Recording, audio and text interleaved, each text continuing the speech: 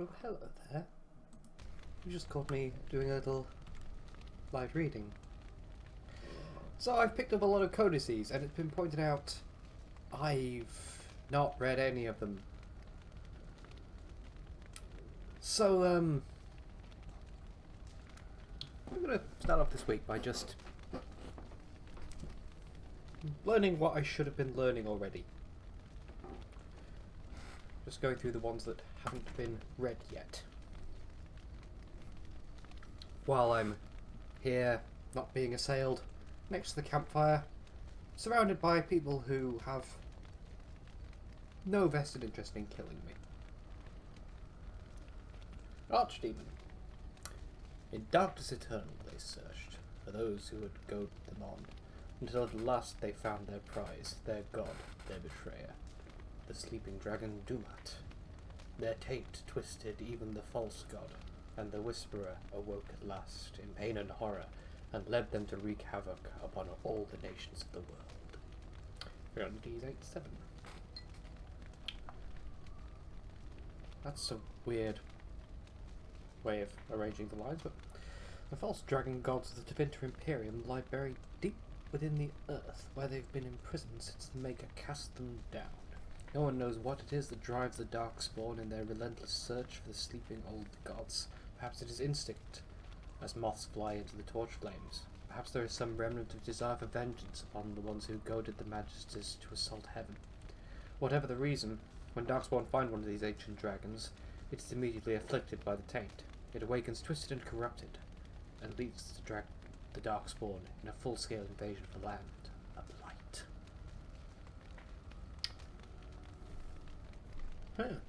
Tainted dragon. Deep stalker. Fool trusts his eyes. A wild man fears every rock is a deep stalker. Possibly the strangest of all creatures found in the deep roads is the deep stalker. Tespadam, as the dwarves call them, hunt in packs, generally by burrowing underground and striking when the prey is in their midst. Stalkers come in several types. Spitters have venom glands and can spit secretions that slow or injure their prey, as the name would suggest. Jumpers hurl themselves at their targets, not to be predictable, knocking them down and making the kill easier. The most common variety scares its prey, leaving the unfortunate victim helpless against the rest of the pack. This one has no name. I shall call it the Scarer, in keeping with the naming convention. Genlock. I was misreading this as Grenlock. I misread a lot. These are the most common Darkspawn in the underground. Stocky and tough, Genlocks are notoriously difficult to kill, even by magic. Alphas, in any group of Genlocks, there's usually one who is dominant, the tallest, strongest, and smartest of their kind. Alphas serve as a sort of commander, directing or bullying others in combat. I'm thinking smartest of their kind is not setting a high bar. Emissaries. The most intelligent of the alphas become gifted sorcerers. Okay, maybe I was wrong. With many abilities akin to blood magic. These are the emissaries, and they will usually only appear during a blight. Good thing that we're not in with it. Oh, wait. Herlock. Taller than their Genlock cousins, the Herlocks are roughly of human size, but are possessed of considerable strength and constitution. The shock troop of the Darkspawn, a single berserking Herlock, can often be a match for numerous opponents at once. Yeah. They are known to adorn themselves with roughly carved tattoos. Okay. To keep track of their kills and deeds, though it is unknown whether or not there is a uniform standard to these markings. Alpha Herlocks are more intelligent and more skilled fighters, often serving as commanders, or even generals. Herlock emissaries have been known to appear during a blight. These Darkspawn are the only ones recorded as being capable of human speech, and are often capable of employing magic.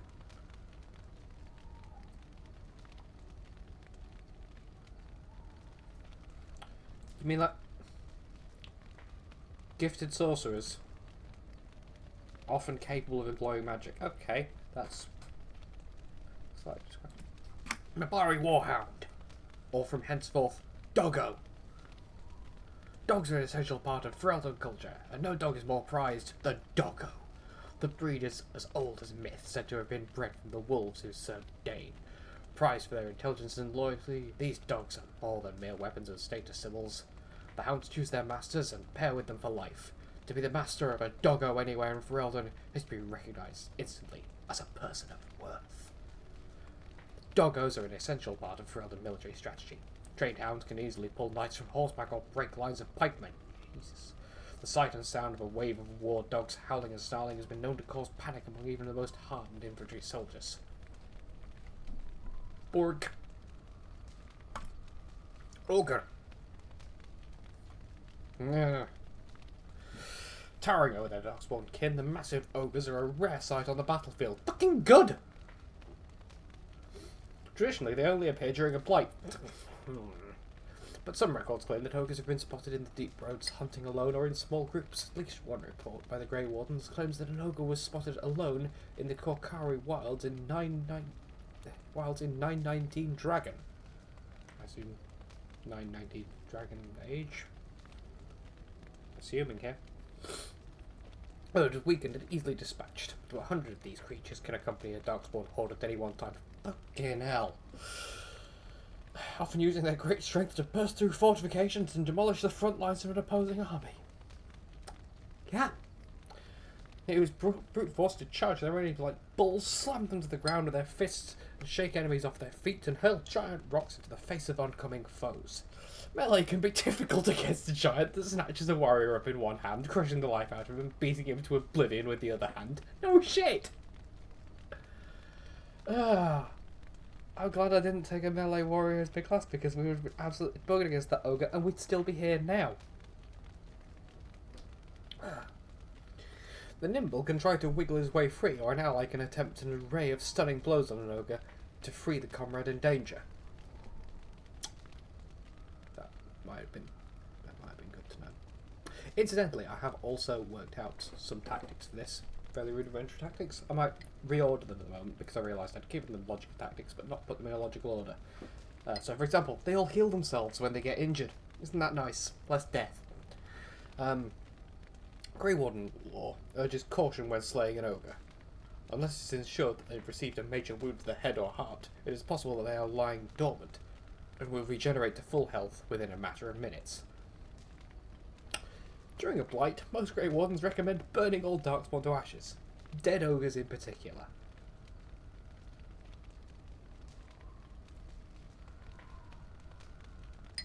Okay. Rage Demon. Rage. Encountered in the Fate Rage. The true form of a Rage Demon is a frightening sight. A thing of pure fire, its body seemingly made of amorphous lava, and its eyes two pinpricks of baleful light radiating from its core. The abilities of such a demon centre on the fire it generates. It burns those who come near, and the most powerful of its kind are able to lash out with bolts of fire and even firestorms that can affect entire areas. Went easy on me. Fortunately, even powerful rage demons are less intelligent than most other varieties. Their tactics are simple. Attack an enemy on sight with as much force as possible until it perishes. Some rage demons carry over their heat-based abilities into possessed hosts, but otherwise the true form is mostly seen outside of the Fade when it's specifically summoned by a mage to do his bidding. Why are you doing this? Sloth demon. It took the form of a sloth bear. I'm not actually sure it was a sloth bear, but it was a bear. When I looked at the creature and it had become me, a veritable copy of my form, of my very mind, stared back at me as if from within a mirror.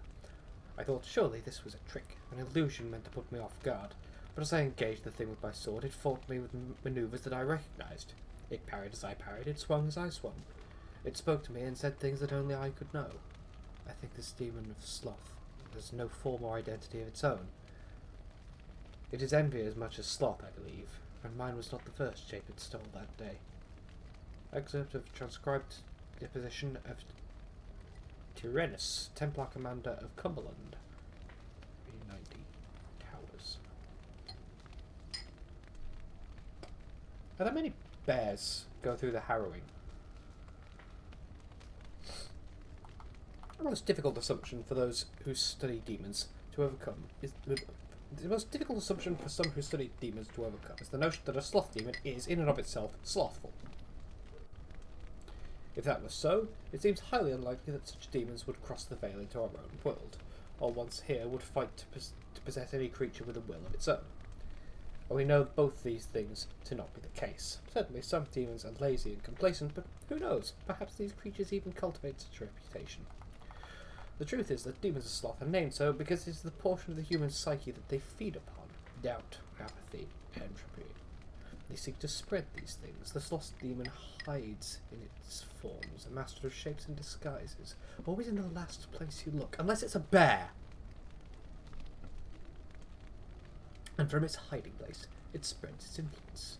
A community afflicted by a demon of sloth could soon become a dilapidated pit where injustices are allowed to pass without comment, and none of the residents could be aware that such a change has even taken place. The sloth demon weakens, tears at the edges of consciousness, and would much rather render its victim helpless than engage in true conflict. Such creatures are best faced, with only a great deal of will, and only with an eye to piercing their many disguises. Oh, learning them. Apparently. Wisp! Ridicule is made of the most powerful demons, those that create abominations, and those that have changed the history of Thedas. It's often forgotten that not all demons are such awe-inspiring beings. Some that break through the cracks of the veil into our world are known as wisps. A sliver of a thought that once was. A wisp is a demon that has lost its power. Either it has existed in our world for too long without finding a true host, or it's been destroyed, often so we found, by other demons. What remains of its mind clings tightly to the one concept that created it: the hatred of all things living. While its ability to target a living creature is limited, these wisps often mindlessly attack when encountered in the Fade. In the living world, they often have been known to maliciously lure the living to dangerous areas, being mistaken for lanterns or other civilized light sources. This does, however, seem to be the very limit of their cunning. Beware the peak-length spook lights. Beware the lights of blue. Make sure your nighttime wanderings not be the death of you. And then there's a citation. Wolf! It's rather unfair, the reputation that the wolf possesses in Ferelden. For our people that so clearly adore their hounds, Fereldans simultaneously harbour a distrust for wolves that borders on the unreasonable. Unreasonable, that is, if one were not familiar with the ancient legends regarding werewolves. There was a time in Ferelden's past when demons inhabited the bodies of wolves in great numbers, causing wars against werewolves and spreading great fear and panic. The werewolves were slain, but even today the noble wolf is still looked upon with distrust.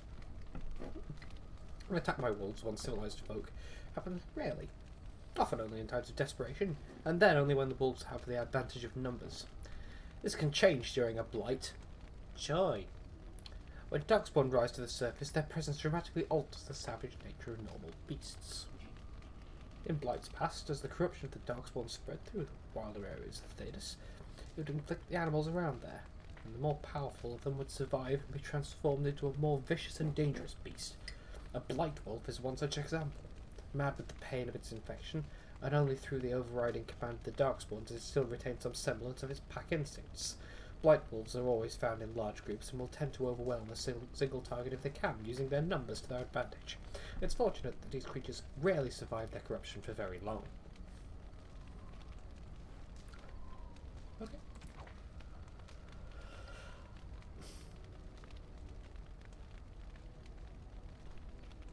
Just looking at these, I'm not going to do controls, because I think you'd rather not have me waffle on about the intricacies of WASD. You'd probably rather me not waffle on about this, to be honest, but... Magic and religion. The Aeon... Aeonar?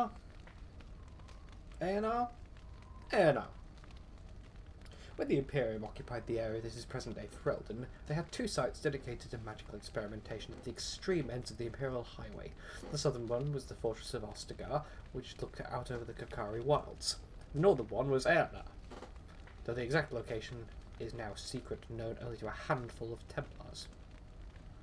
Whatever it was that the Tevinter were trying to discover in Aeonar, their work was never completed.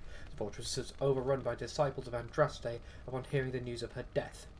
According to legend, it was a massacre, eerily silent, for the invaders caught the mages while all but one of them were in the Fade. The site was left structurally sound but spiritually damaged. Possibly because of this, the Chantry chose to put it to use as a prison. Yeah! Okay. They take the American approach to rehabilitation.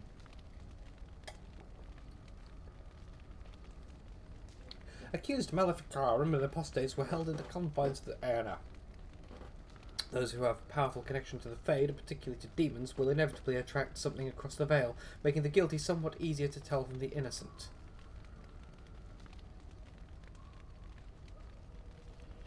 Right. Lovely. Rite of Annulment. The 83rd year of the Glory Age, one of the mages of the Navaran Circle was found practicing forbidden magic. I don't know what was forbidden in that age. Might just have been masturbating. The Templars executed him swiftly, but this brewed discontent among the Navara Circle. The mages made several magical attacks against the Templars, vengeance for the executed mage, but the Knight Commander was unable to track down which were responsible.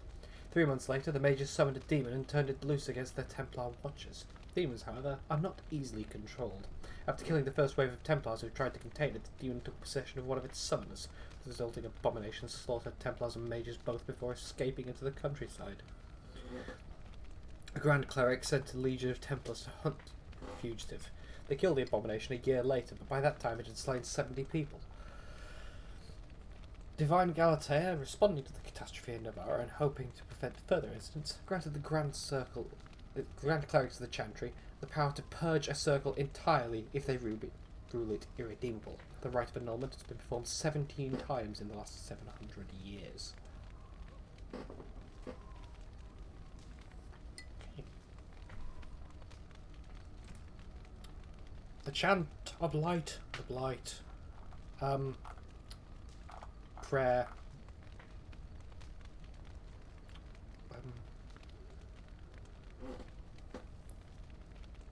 No matter their power, their triumph, the mage lords of Tevinter were men and doomed to die. Then a voice whispered within their hearts, "Shall you surrender your power to time like the beasts of the fields? You are the lords of the earth. Go forth and claim the empty throne of heaven and be gods." In secret they worked, magic upon magic, all their power and all their vanity. They turned against the veil, until at last it gave way.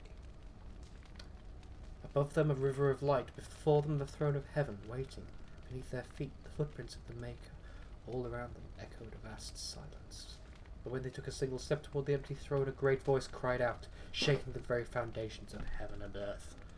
And so is the golden city blackened. With each step you take in my hall, marvel at perfection, for it is fleeting. You have brought sin to heaven and doom upon the world. Violently were they cast down. For no mortal man, more mortal, they walk bodily in the realm of dreams, bearing the mark of their crime, bodies so maimed and distorted that none should see them and know them for men. Deep into the earth they fled, away from the light. In darkness eternal they searched for those who had goaded them on, until at last they found their prize, their god, their betrayer, the sleeping dragon Dumat. Their taint twisted even the false god, and the whisperer awoke at last, pain and horror, and led them to wreak havoc upon all the nations of the world. Same excerpt as actually started this off with in Creatures. The Archdemon. The Maker! That's a lot.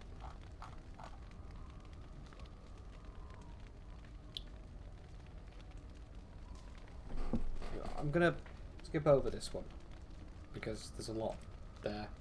A lot of these are long, really. Oh. The Imperial Chantry. There are those who would tell you that the Chantry is the same everywhere as it is here, that the divine in Val Royeaux reigns supreme in the eyes of the Maker, and that this fact is unquestioned throughout Thedas. Do not believe it. The Maker's second commandment, magic must serve man, not rule over him, never held the same meaning within the ancient Tevinter Imperium as it did elsewhere. The Chantry there interpreted the rule as meaning the mages should never control the minds of other men, and that otherwise their magic should benefit the rules of men as much as possible. When the clerics of Tevinter altered the Chant of Light to reflect this interpretation of the commandment, the Divine in Val Royeaux ordered the clerics to revert to the original chant. They refused, claiming corruption within Val Royeaux, an argument that grew until, in 487 Towers, the Chantry in Tevinter elected its own legitimate and uncorrupted Divine Valhale, who was not only male, but also happened to be one of the most prominent members of the Tevinter Circle of Magi. This Black Divine was reviled outside Tevinter, its existence an offence to the Chantry in Val Royeaux. After 4 exalted marches to dislodge these rebels, all that the Chantry in Val Royeaux accomplished was to cement the separation. While most aspects of the Imperial Chantry's teachings are the same, prohibitions against magic have been weakened and male priests have become more prevalent. The Circle of the Magi today rules Tevinter directly, ever since the Archon Nomarand was elected in 734 Storm, directly from the ranks of the Enchanters, to great applause from the public. He dispensed with the old rules, forbidding mages from taking part in politics, and with the century, the true rulers within the various imperial houses, the mages, took their places openly within the government. The Imperial Divine is now always drawn from the ranks of the First Enchanters, and operates as Divine and Grand Enchanter both. This is utter heresy to any member of the Chantry outside Tevinter, a return to the days of the Magisters, who brought the blights down upon us. But it exists, and even though we have left the Tevinter Imperium to the mercies of the dread Canary... What are you going against the Canary? Seem reasonable folk. He only probably murdered 3 people. 8? A family. Several people. Still they have endured. Further confrontation between the Black Divine and our so-called White Divine is inevitable. Okay, so they're pro-magic and you're somewhat racist. Okay. The Fraternity of Enchanters. Another aspect of the circle is the fraternity. When a mage becomes an enchanter, he may ally himself with a fraternity. These are cliques that cross circle boundaries. Mages of common interests and goals who band together to ensure their voice is heard within the College of Magi in Cumberland. The largest fraternities currently are the Loyalists, who advocate loyalty and obedience to the Chantry. The Equitarians, who advocate temperance and follow a distinct code of conduct which they believe all mages should hold themselves to. The Libertarians, a growing fraternity, publicly maintaining greater power for the circles, but secretly advocating a complete split from the Chantry, a dangerous opinion naturally. The Isolationists, a small group that advocates withdrawing to remote territories in order to avoid conflicts with the general populace. The Lucrosians, who maintain that the circle must do what is profitable first and foremost. They prioritise the accumulation of wealth, with the gain of political influence a close second. They sound fun. So far, an alliance between the Loyalists and Equitarians has prevented the Libertarians from gaining much headway, but there is signs that the Equitarians may throw their support in with the Libertarians. If that happens, many majors predict it will come to civil war among the circles. Oh boy! Just what we need. The hierarchy of the circle. It is no simple matter safeguarding ordinary men from mages and mages from themselves. Each circle tower must have some measure of self-government, for it is ever the Maker's will that men be given power to take responsibility for our own actions, to sin and fail, as well as to achieve the highest grace and glory on our own strength. You who will be tasked with the protection of the circle must be aware of its workings. The first enchanter is the heart of any tower. He will determine the course the circle will take. He will choose which apprentices may be tested and made full mages, and you will work most closely with him. Assisting the first enchanter will be the senior enchanters, a small council of the most trusted and experienced magi in the tower. From this group, the next first enchanter is always chosen. Beneath the council are the enchanters. These are the teachers and mentors of the tower, and you must get to know them in order to keep your finger on the pulse of the circle. The enchanters will always know what is happening among the children. Those who have passed their harrowing but have not taken apprentices are mages. This is where the most trouble in the circle lies, in the idleness and inexperience of youth. The untested apprentices are the most numerous denizens of any tower, but they more often pose threats to themselves due to their lack of training than anyone else. And that and practicing fire spells in the library with the books and the fire and the flammable books, the many flammable things that practicing fire around, with enchanters saying, not like that, like this. And not one of those Templars had a fire extinguisher. And even if they had, I very much doubt they had training to use one. The Fade. The study of the Fade is as old as humankind. For so long as men have dreamed, we have walked its twisting paths, sometimes catching a glimpse of the city at its heart. Always as close as our own thoughts, but impossibly separated from our world. The definitive Imperium once spent vast fortunes of gold, lyrium, and human slaves, in an effort to map the terrain of the Fade. Okay, we're talking dickheads. Although portions of it belong to powerful spirits, all the Fade is in constant flux. The Imperium succeeded in finding disparate and ever-shifting realms of a dozen demon lords, as well as cataloguing a few hundred types of spirits before they were forced to abandon the project. Everybody's dead, Dave. The relationship of dreamers to the Fade is complex. Even when entering the Fade through the use of lyrium, mortals are not able to control or affect it. The spirits who dwell there, however, can. And as the chantry teaches us, the great flaw of the spirits is they have neither imagination nor ambition. They create what they see through their sleeping visitors, building elaborate copies of our cities, people, and events, which, like the reflections in a mirror, ultimately lack context or life of their own. Even the most powerful demons merely plagiarize the worst thoughts and fears of mortals, and build their realms with no other ambition than to taste life.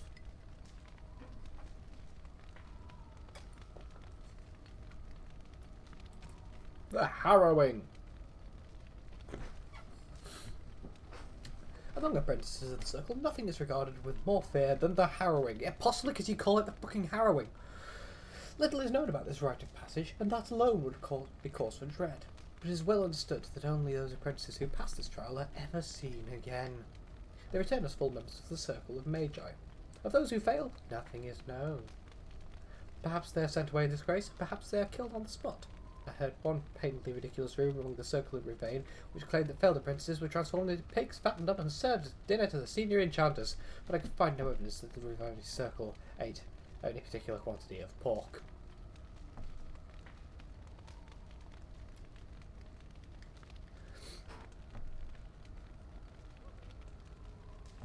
Just thinking about the pride demon from the beginning. And given that demons are spirits, could he actually have been telling the truth? Could he actually have been an apprentice who failed the harrowing and went on to become a pride demon trapped in there?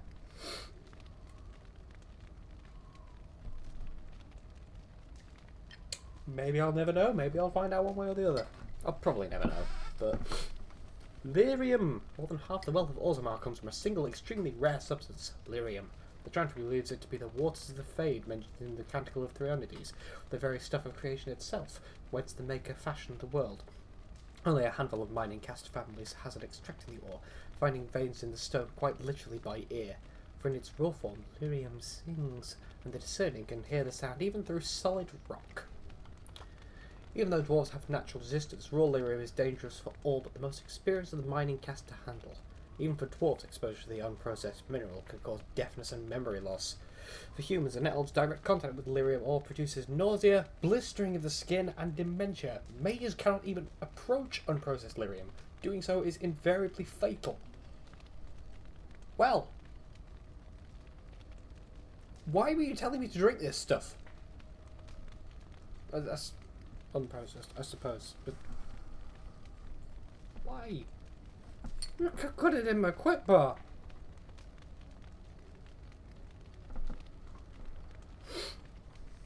Despite its dangers, lyrium is the single most valuable mineral currently known. In the Tevinter Imperium, it has been known to command a higher price than diamond. Well, yeah. They don't have companies artificially inflating the price of diamond in this world, I'm assuming. The dwarves sell very little of the processed mineral to the surface, giving the greater portion of what they mine to their own smiths, who use it in the forging of all truly superior dwarven weapons and armour. What processed lyrium is sold on the surface goes only to the Chantry, who strictly control the supply. From the Chantry, it is dispensed both to the Templars, who make use of it in tracking and fighting Maleficarum, and to the Circle. In the hands of the Circle, lyrium reaches its fullest potential. The Formari craftsmen transform it into an array of useful items from practicals, such as magically hardened stone for construction, to the legendary silver armour of King Callan had. When mixed into liquid and ingested, suddenly makes sense. Lyrium allows mages to enter the Fade fully aware, unlike all others who reach it only while dreaming. Such potions can be used to aid in the casting of especially taxing spells for a short time, granting a mage far greater power than he normally wields. Lyrium has its cost, however. Prolonged use becomes addictive, the cravings unbearable. Over time, Templars grow disoriented, incapable of distinguishing memory from present or dream from waking. They frequently become paranoid, as their worst memories and nightmares haunt their waking hours. Mages have additionally been known to suffer physical mutation. The Magister laws of the Tevinter Imperium were widely reputed to have been so affected by the years of lyrium use that they could not be recognised by their own kin, nor even as creatures that had once been human.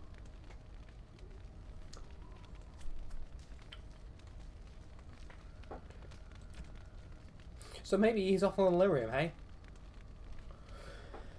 Mana and the use of magic. Mana is that which defines a mage. It is potential that dwells within a person, but does not always manifest itself. All men are connected to the Fade. We go there to dream, but only those with this potential may draw on its power. Mana is then a measure of one's ability to draw power from the Fade, and it is the power that is expended in magic.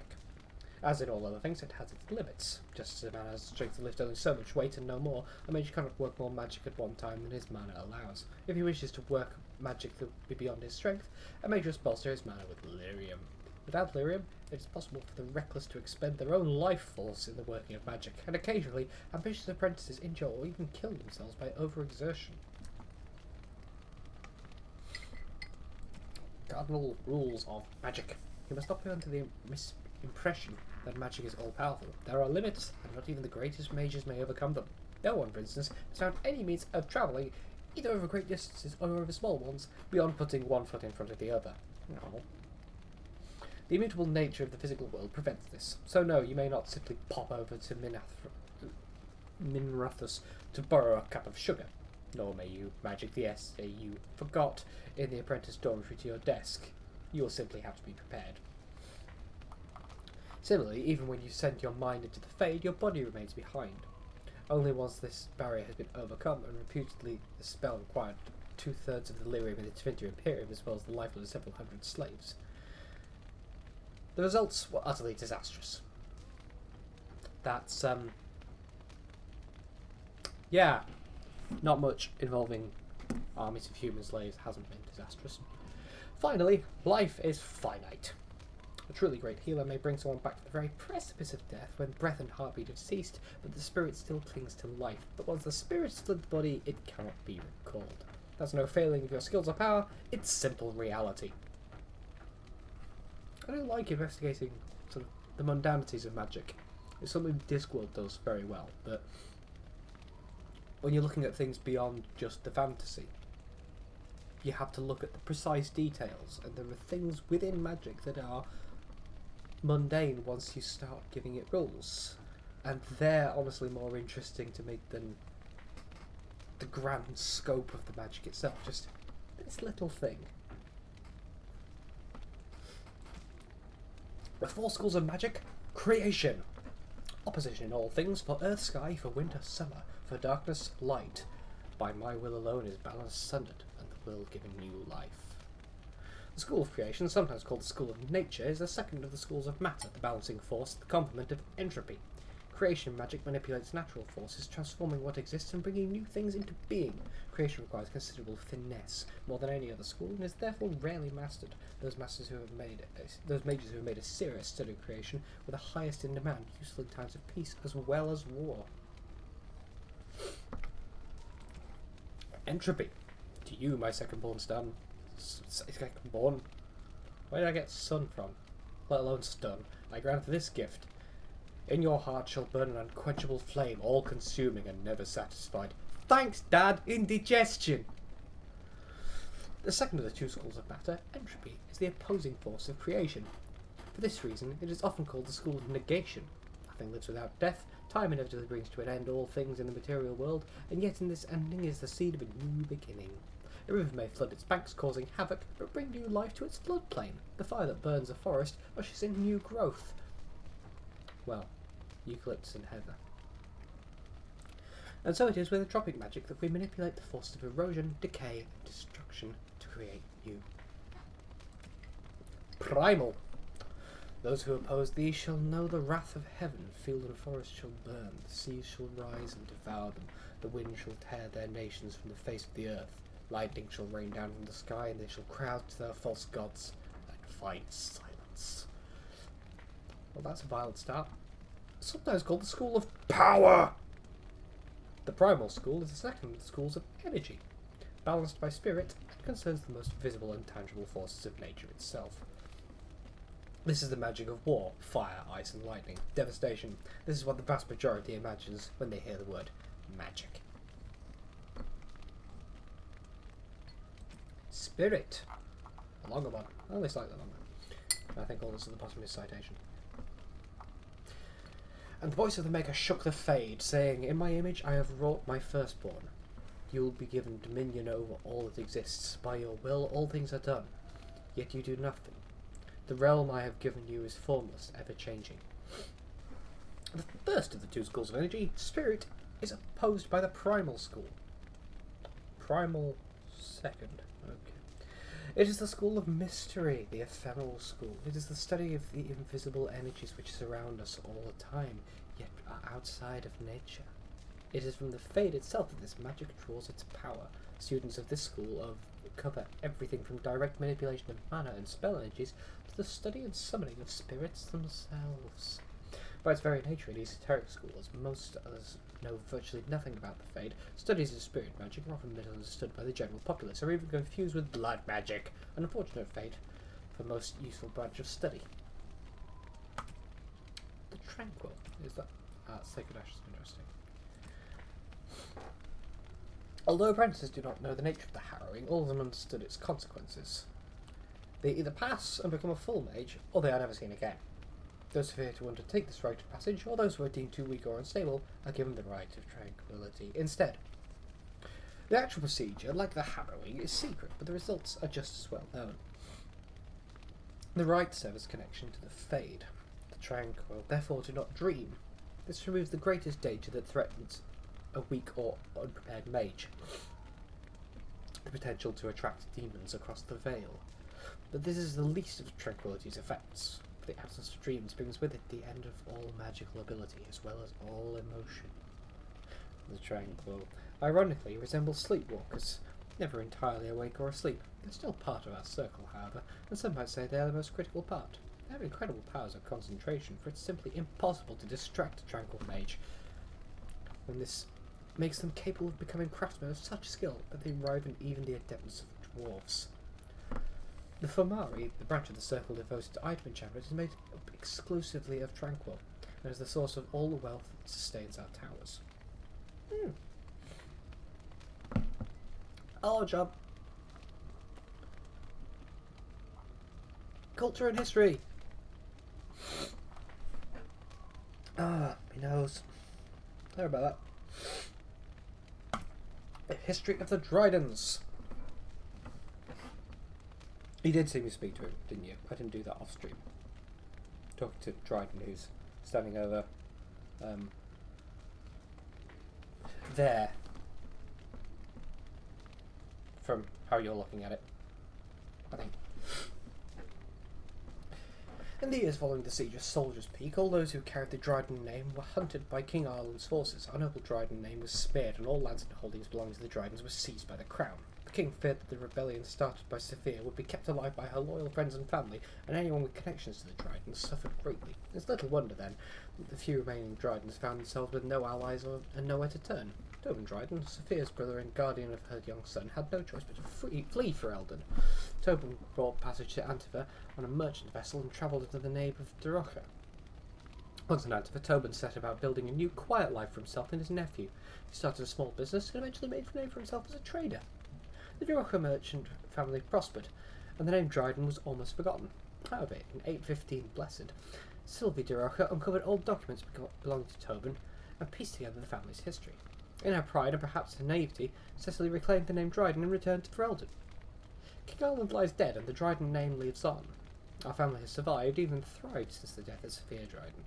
The nobles of Ferelden may still spit on the Dryden name, but we Drydens know that Sophia Dryden was greater than them, almost a queen and a hero to the people of Ferelden. The Chastened. Chastened? All right. The chastened Wilders have lived in Kokari Wilds since the first wars with the Almari drove them southward a millennium ago. According to their own law, they had always been a forest-dwelling people that adapted quickly to their new home. Game and fish are plentiful in the wetlands, and the chastened thrived. Over a time, they and the hill-dwelling Avars were true threats to the northern lowlands. The Tevinter Imperium has arrived and was hard-pressed to keep back the waves of invasion from the south and west. The fortress at Ostagar was built specifically to watch the chastened hordes venturing north of the tree line. It was not until the legendary warrior Hafter soundly defeated the chastened in the first half of the Divine Age that the question of their ability to contest the lowlands was settled permanently. Today, the chastened are considered largely peaceful, though their ways are still primitive compared to our own. In the Kokari Wilds, they live in strange-looking huts built on stilts, or even built onto the great treetops. They paint their faces and are split into small tribes ruled by shamans like those amongst the Avars. There are many tales of these shamans having learned their magic from the witches of the wilds, witches that inspire as much terror as they do awe and gratitude, even if there is no definitive proof they exist. In particular, the tale of Flemeth, the greatest witch in the wilds, is celebrated amongst all tribes. While there is no way to know how many there are in the wilds today, a few travellers that pass through the forests tell of chastened eking out an existence even in the frozen wastelands of the far south, southern hemisphere. One can assume that should the chastened ever organise themselves once more, we might have reason to fear them here in Ferelden. We ignore them at our peril. Good's peril. Lothering! Although Lothering might not exist anymore, but it's good to know what was there. In ancient times, Lothering was little more than a trading post that served the fortress of Ostergart to the south. Nowadays it's larger, serving Redcliffe and the community of merchants and service dwarves in Orzammar. Its location on the North Road gives it strategic value, so control of Lothering has historically been a matter of contention between the southern Banon and South Reach Arling. King Caledon himself stepped in and awarded the town to South Reach in the Exalted Age, which has largely ended the feud, or at least the appearance of it. Like an inverse Tomperton. The Tevinter Imperium. The Imperium is little more than a dilapidated old slattern crouching in the far north of Thedas, drunkenly cursing and a passerby to recall her faded beauty. One can see that Minrathos was once the centre of the world. The vestiges of her power and artistry yet stand, but they're buried in layers of filth that the Imperium's decadence has accumulated over the ages. The magocracy live in elegant stone towers, literally elevated above the stench of the slaves and peasants below. The outskirts of Minrathos are awash in a sea of refugees destitute by the never-ending war between the Imperium and the Qunari. And yet the Imperium survives. Whether with sword or magic, Tevinter remains a force to be reckoned with. Minrathos has been besieged by men, by Qunari, by Andraste herself, and never fallen. Grey Wardens! The first blight had already raged for 90 years. The world was in chaos. A god had arisen, twisted and corrupted. The remaining gods of Tevinter were silent, withdrawn. What writing we have recovered from those times is filled with despair, and everyone believed, from the greatest archons to the lowliest slaves, that the world was coming to an end. The Weishaupt fortress in the desolate Anderfels, meeting transpired. Soldiers of the Imperium, seasoned veterans who had known nothing their entire lifetimes except hopeless war, came together. When they left Weishaupt, they'd renounced their oaths to the Imperium. They were soldiers no longer. They were the Grey Wardens. The Wardens began an aggressive campaign against the Blight, striking back against the Darkspawn, reclaiming lands given up for lost. The Blight was far from over, but their victories brought notice, and soon they received aid from every nation in Thedas. They grew in number as well as reputation. Finally, in the year 922 of the Tevinter Imperium, upon the silent plains they met the archdemon Dumat in battle. A third of the armies of northern Thedas were lost in the fighting, but Dumat fell and the Darkspawn fled back underground. Even that was not the end. The Imperiums once revered 7 gods: Dumat, Zazikel, Thoth, Andorel, Razikal, Lusakan, and Uthemiel. Lost me flow there. 4 have risen as archdemons. The Grey Wardens have kept watch through the ages, well aware that peace is fleeting, and that their war continues until the last of the dragons is gone. So there are actually a finite number of... Okay. So I take... This is the 5th blight, so only 2 more can follow, theoretically. Unless they find another way to blight. The Kokari Wilds. It is said that in the midst of the Black Age, when werewolves stalked the lands of Ferelden in numbers that kept every farmholder indoors and a hound on every doorstep, the powerful Arl of the Almari people stood up and declared that he would put an end to the threat. His Arling stood on the border of the Dark Forest on the southern border of the Ferelden Valley, and he claimed that the werewolves used the forests to launch their midnight assaults on humanity. For 20 years, this Arl led an army of warriors and hounds deep into the forest. In his hunt for the werewolves, he slew not only every wolf he came upon, but also every member of the chastened wilder folk. Any one of them, he said, could harbour a demon inside and thus be a werewolf in disguise. For 20 years, the forest rang with screams, and the rivers ran red. The tales say that an old chastened woman found her sons all dead at the Arl's blades. She pulled one of those blades from one son's heart and plunged it into her own chest, cursing the Arl's name as she did so. Where her blood touched the ground, a mist began to rise. It spread and spread until it was everywhere in the forest. The Arl's army became lost, and it said that they died there. Others say they wander still. The ruins of this Arling stand to this day, filled with the ghosts of women waiting eternally for their husbands to return. The Forest of Legend is, of course, the Kokari Wilds. There are as many legends about the Great Southern Forest as there are shadows, or so the saying goes. The chastened wilder folk have made their home there since mankind first came to these lands, and the wildlands spread as far into the south as anyone has ventured. Beyond the mists are vast tracts of snow, white-capped mountains, and entire fields of ice. It's a land too cold for mankind to survive, yet the chastened eke out an existence even there, and tell of horrors beyond the wilds that the lowland folk could not begin to comprehend. To most, Ferelden simply ends with Kokari Wilds. There is nothing beyond. The wilds is a land of great trees, wet marshes, and dangerous monsters. What more need be said? How are we doing for time? Okay. There. Just do it. Collapse these ones. Okay.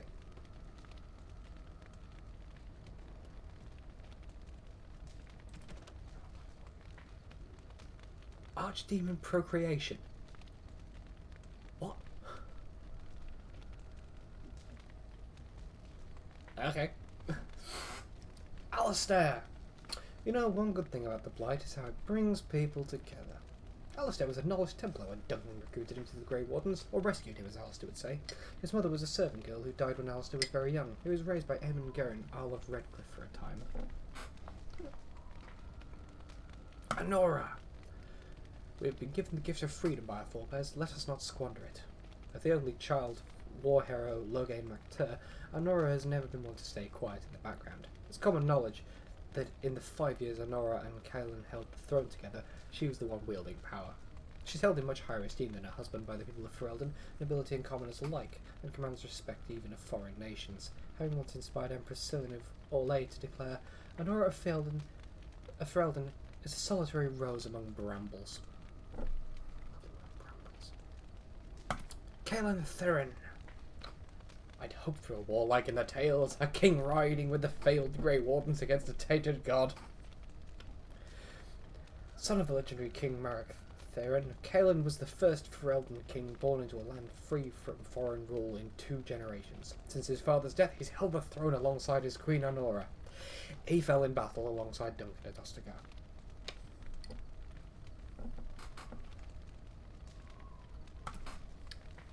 So, Cothrian.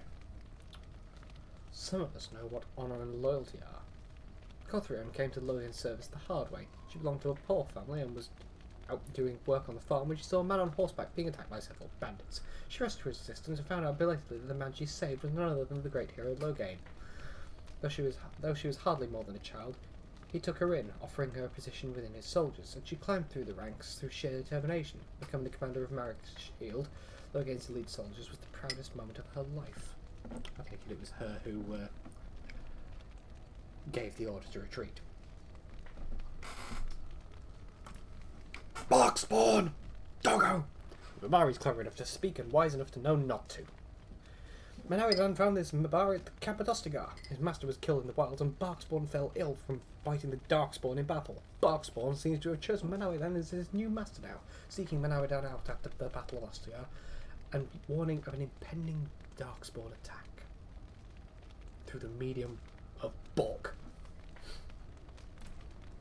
Duncan!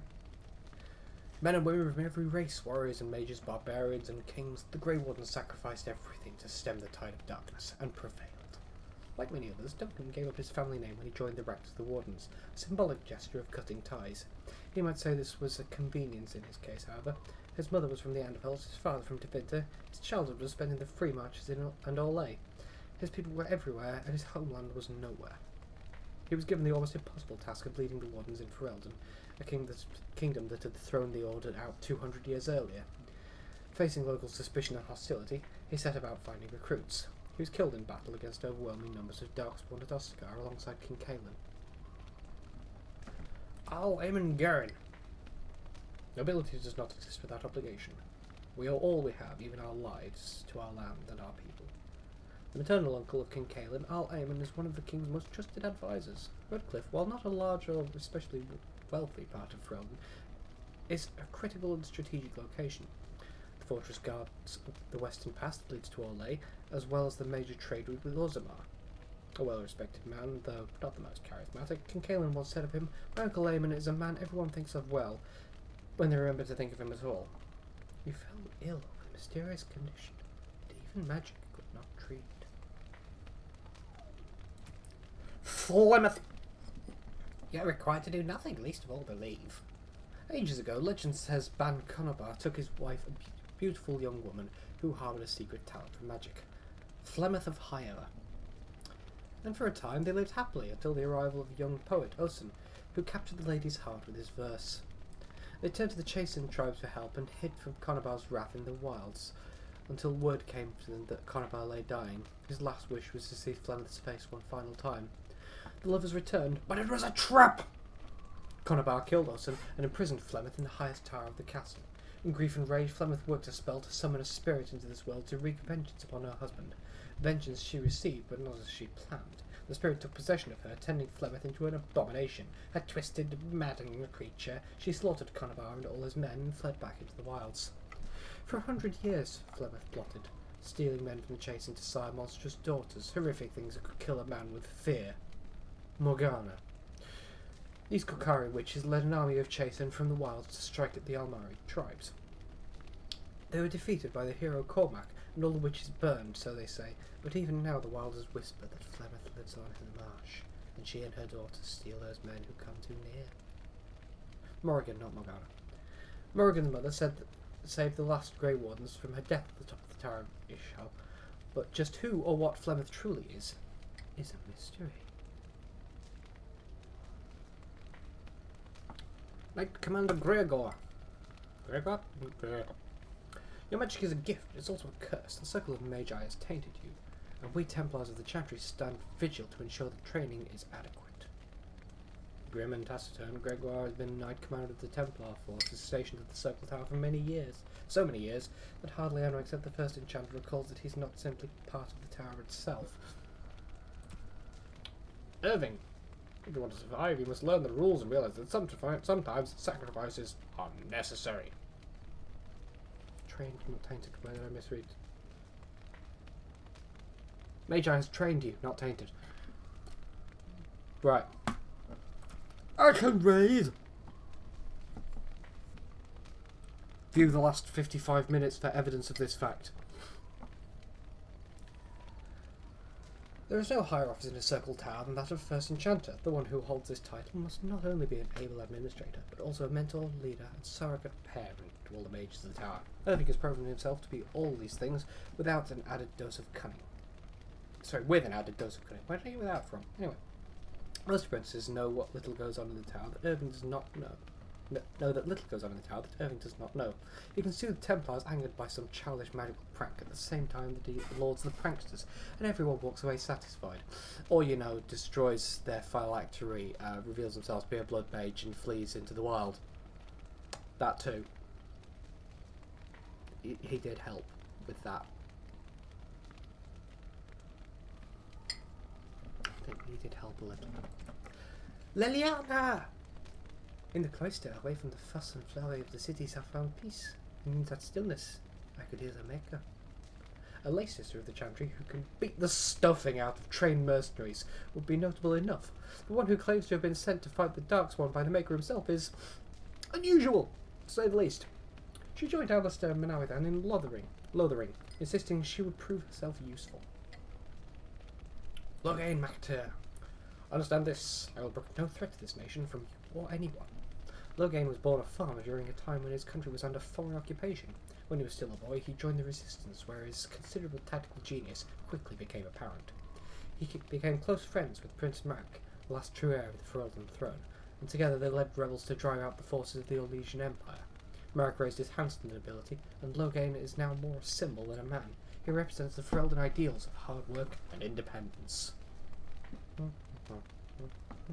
During the battle at Ostagar, he fled the field, leaving King Caelan and the Grey Wardens to die. A slight change of pace there. He then returned to Denerim and declared himself the regent to his daughter, Queen Anora, demanding that Ferelden follow him against the Darkspawn, setting a great many of the bands. Why? Morrigan. Witch of the Wilds. Such idle fancies, those legends. Have you no minds of your own? Of herself, Morrigan says little. Of everything else, she says so much. She does not deny being a Witch of the Wilds, but beyond that, everything about her is a question. Her mother claims to be Flemeth. If that's true, Morrigan might well be a very powerful witch, for the tales of the daughters of Flemeth tell of twisted, monstrous women who can kill a man with fear. She was made to accompany the surviving Grey Wardens. Payment, Flemeth said, for saving their lives at the Tower of Ishal. Stern. Either you would have an enviable memory or a pitiable life to know nothing of regret. The Northern Islands are remote, lush jungles that harbour cities rumoured to be the most extraordinary ever built. These are the lands of the Canary, lands that no foreign eyes ever see. Only the stories of the three exalted marches waged against the giants have reached the south, until the arrival of Step. The stoic giant in the cage was surely the strangest thing the people of Lothering had ever seen, until the blight struck. Bright side. Ban Tig and Gurin. Then can I do right here? The Baron will not bow to you simply because you demand it. Younger brother of Arlaman of Redcliffe and uncle of King Caelan, Tegan holds the Baron of Rainsphere, a tiny populace of Redcliffe squeezed between the Frostback Mountains and Lake Calenhad. Ban Tegan avoids the Denerim court except to go hunting with his nephew, and rarely makes himself heard with Landsmead, preferring to leave politics to his brother. Sophia Dryden. Sophia Dryden is Freldon's light and a most brilliant jewel. Nothing on this earth can ever quench her fire. Arla Sophia Dryden was the young Arlen's rival for the throne of Freldon. Dryden was a strong and charismatic leader with much support from the Banon. When Arlen finally won the crown, Dryden refused to relent. She pushed her claim, was caught and accused of treason. Her sympathisers continued to support her, however. In order to appease them, Dryden was spared execution and forced to join the Grey Wardens instead. Dryden survived the joining and dazzled the Grey Wardens at Soldier's Peak with her leadership skills and charm. She eventually rose through the ranks to become Warden Commander of Ferelden. Before Commander Dryden, the Grey Wardens were seen as a relic of an older time and an unnecessary drain on nobles' coffers. Dryden, though, with her political connections, reinvigorated the Wardens and rapidly increased their numbers, and didn't lose her surname while becoming a Grey Warden. In the meantime, King Arlen proved himself a devious king, willing to go to brutal lengths to silence opponents. Arlen's reign of terror grew worse with each passing year, and some of the bands approached Commander Dryden in desperation, begging her to intercede. She agreed, and thus was the rebellion against King Arlen born. Arlen learned of the rebellion and took steps to end it. He publicly suspended all tithing to the Grey Wardens and declared they were no longer welcome in Ferelden. Some of the Wardens, mindful that they were supposed to remain politically neutral, felt disgraced by Dryden's involvement in Ferelden politics, and left her side even as the king's forces lay siege to Soldier's Peak. The siege took months and ended with the death of Sophia Dryden.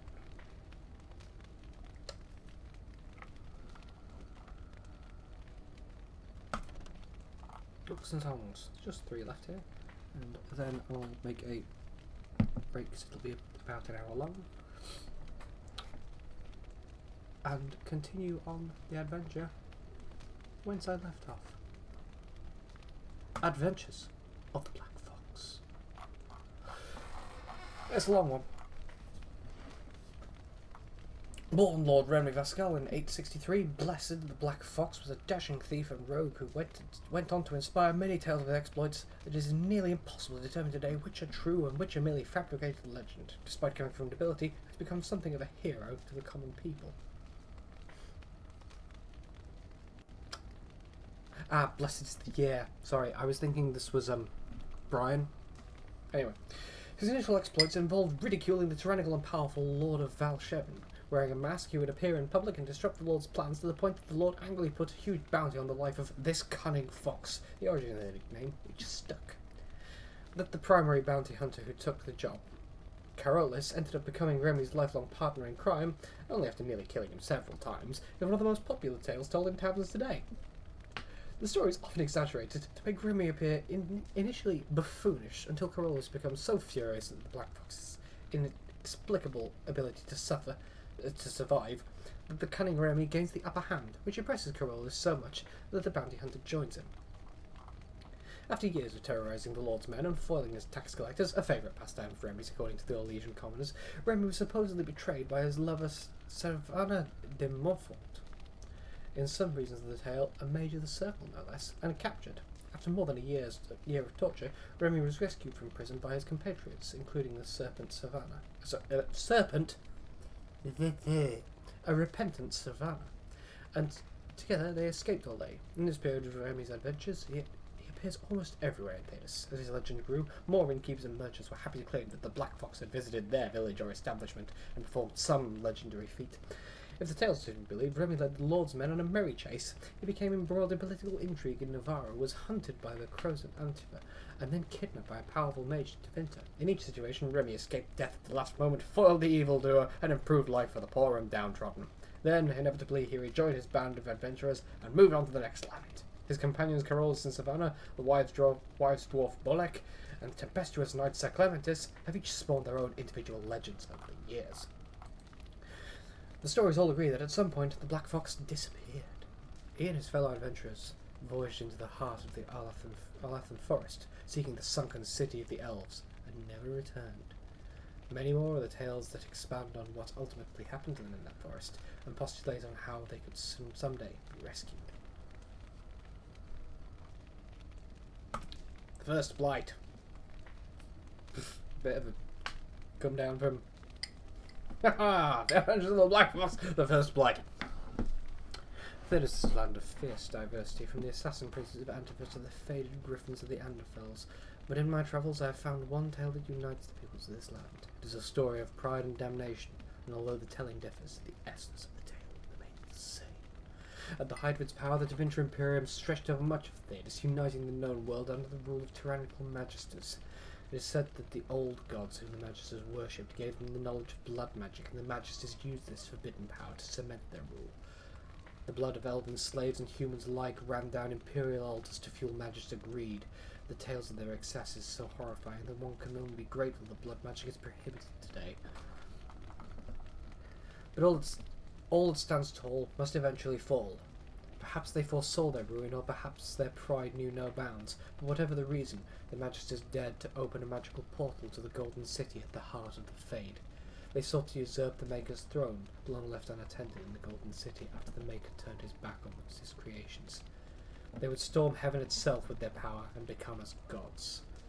This is what the Chantry, in its oft-exercised tendency to understate, refers to as the Second Sin.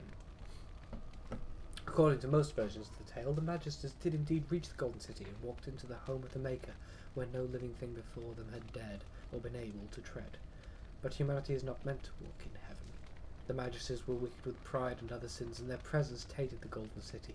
What was once a perfect holy citadel became a twisted home of darkness and nightmares. The Magisters were expelled back through their gateway and cursed for their treachery. As the Golden City had been tainted, so were the Magisters twisted and transformed into things of darkness, the very first of the Darkspawn. The Golden City, once a shining beacon at the heart of the Fade, became a black city, a reminder of all man's pride has a cost.